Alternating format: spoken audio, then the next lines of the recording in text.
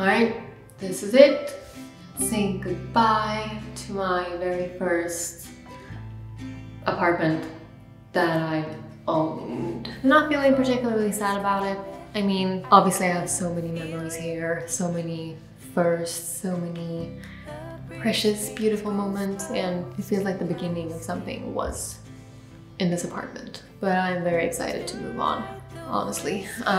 Just to new beginnings, new chapters, and I'm just excited for what's to come and to bring you guys along. And it's really exciting that you guys were with me when I bought this apartment. So I feel like you've been with me on this journey, and now we're moving on. From 2013 and until now, I have moved 8 times. I recently sold the first home that I've ever owned, sold half of everything that I own, put the rest in a truck, and left. Where am I now?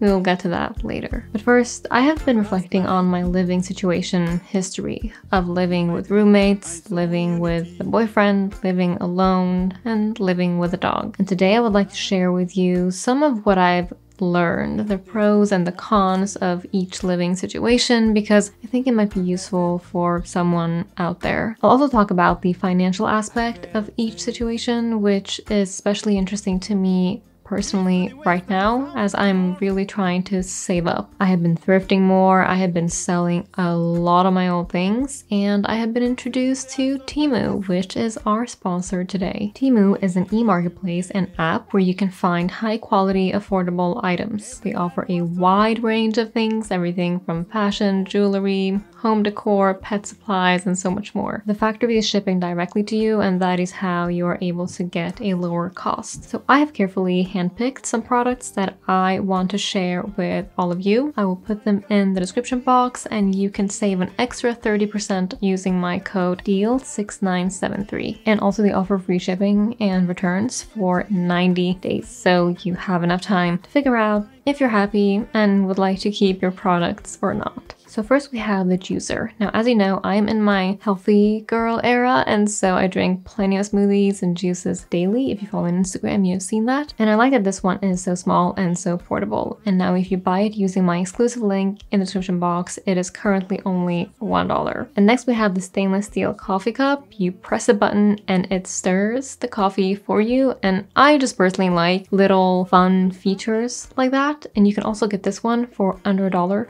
using my exclusive link in the description box. Next we have these reusable linen tote bags, and it's hardly a secret that I always carry at least one tote bag with me. They're just so convenient, and I prefer not to buy plastic bags when I'm at the grocery store. Instead, I can bring one of these. And by the way, you can always check the reviews for each product. So these linen bags, for example, as you can see, are very popular and loved. Next, if you have a fur baby like me, you will need one of these. I actually already bought one exactly like this at the pet store near me for almost $40, and this one is $4, and it's literally the exact same. Now again, I will put the links for everything in my description box, and don't forget to use my code DEAL6973 for an additional 30% off when you download the Temu app. I really recommend downloading it to get some great savings. Thank you again to Temu.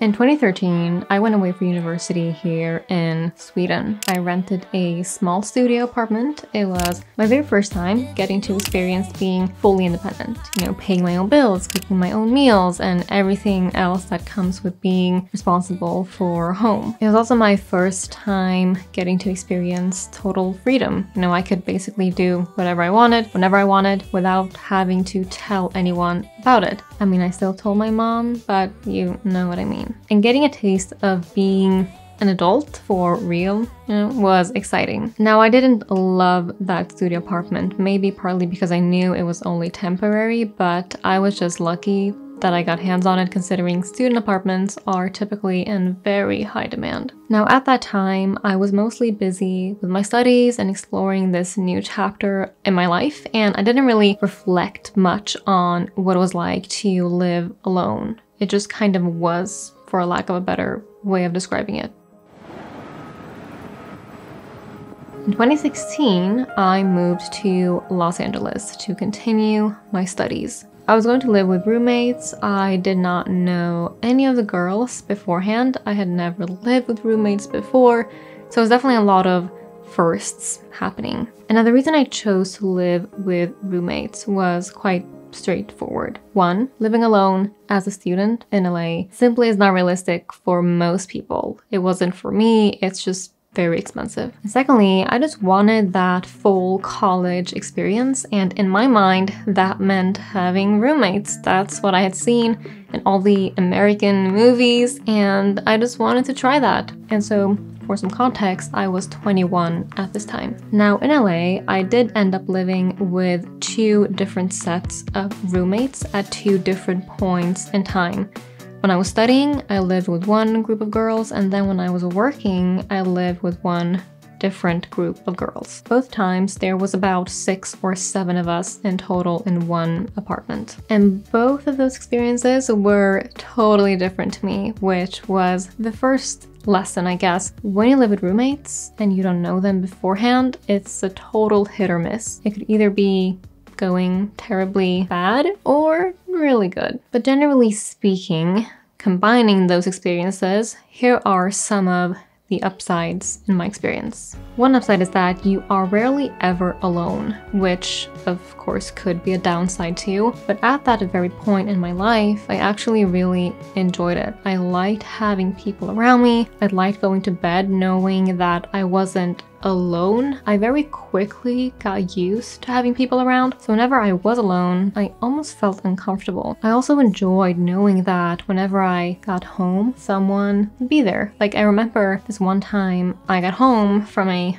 rough day and my roomies surprised me with some of my favorite candy, and that was very heartwarming. And things like that you just get to experience if you have some lovely roommates. Another upside in my experience is that it's just easier to make friends. Like if you're moving to a new country or a new city all by yourself, it's easier to get to know people, I believe, if you are living with others. Hopefully at least one person that you're living with is going to be your friend, and you will also get to meet their friends and then perhaps, form friendships from there on. Another upside that I experience is that you will rarely get bored. Like I remember I could just go to the kitchen, for example, and start chatting with someone or hanging out with one of my roommates, and we could go and get food together or just go somewhere or just chat.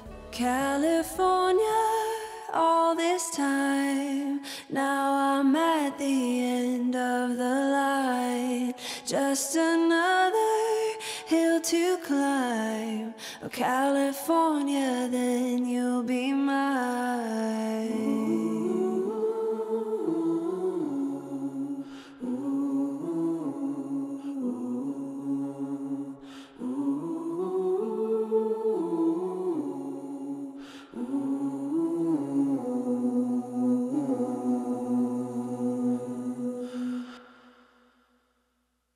Now I realize that the upside list is quite short, but those are some pretty important things. Now as for the things that I experienced to be a bit less glamorous, it's really hard to live with people you don't get along with. Like it's not like you can escape them and they cannot escape you, and you just kind of have to accept the living situation. Secondly, you have little to no privacy. Now depending on what you have agreed on, you can't exactly bring home whoever you want, whenever you want, without communicating it with your roommates. You also can't just decide to occupy the kitchen or the shower all day. And you also can't just randomly throw a party or go lay naked on the living room floor or play really loud music. And next, disagreements are inevitable. Like, regardless of how well you get along with your roommates, there are of course going to be things that you disagree on. And some people are easier to sort things out with, others are more difficult, and you might find out that you in fact are difficult. And that's also really interesting about living with other people, is that you learn a lot about yourself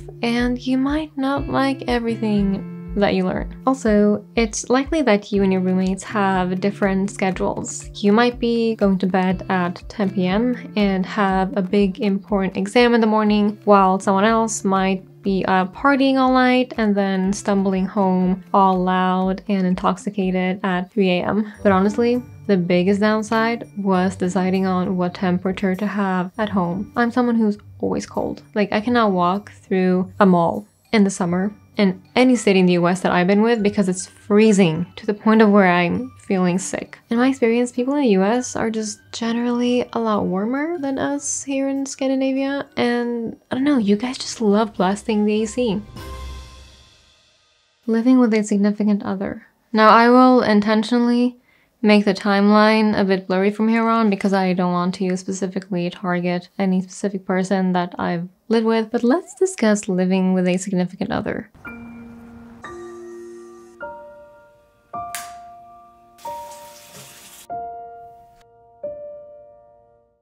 So it goes without saying that if you are in a committed relationship with someone that you intend to hopefully spend, the rest of your life with, most people in that situation would want nothing more than to live together. To fall asleep next to the person that you love so much and to wake up next to them is one of the best feelings in the world. And to share all those Monday moments of daily life. But also you get to know each other on a deeper level. Do they embody the qualities that you deem necessary in a future husband, wife, father, mother to your potential future children? You get to pick your partner, but your children don't get to pick their parents. And if you live with this person and you experience them not showing up for you and for this life that you're trying to build together, that should tell you that they won't be showing up for a future family together either. Or hopefully you notice that they are showing up, they are that woman or that man that you want to build forever with. And I think many of those answers will come to you once you cohabitate.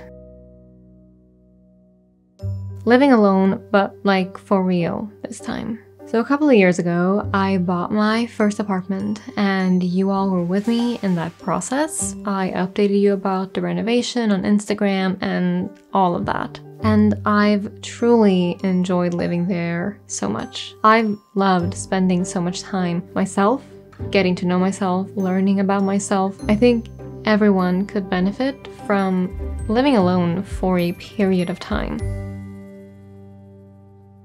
So we are in spring of 2023. A while back, I decided to sell my apartment to buy something bigger. So getting Fred and expanding my camera setup and moving further away from minimalism, I simply outgrew my apartment. And one too many bruises from walking into things due to the lack of space, I had enough and I just wanted out. Now I had hope that I would buy something new rather quickly after selling, but after spending so many months now looking, going on viewings almost weekly, I still haven't found a home that feels quite right to me. So I'm still on the lookout for my new home, but I don't know when that will be. Could be tomorrow, could be 3 months from now. And so in the meantime, I am living, well, a bit all over the place. Luckily, I have very lovely humans in my life who let me stay with them until I find my own place. So that's my situation right now. Having nothing that's really tying me down to one place has felt strangely liberating. I can work from whatever I want. I can live wherever I want. What does a person do with all of that freedom? And what does Lana want?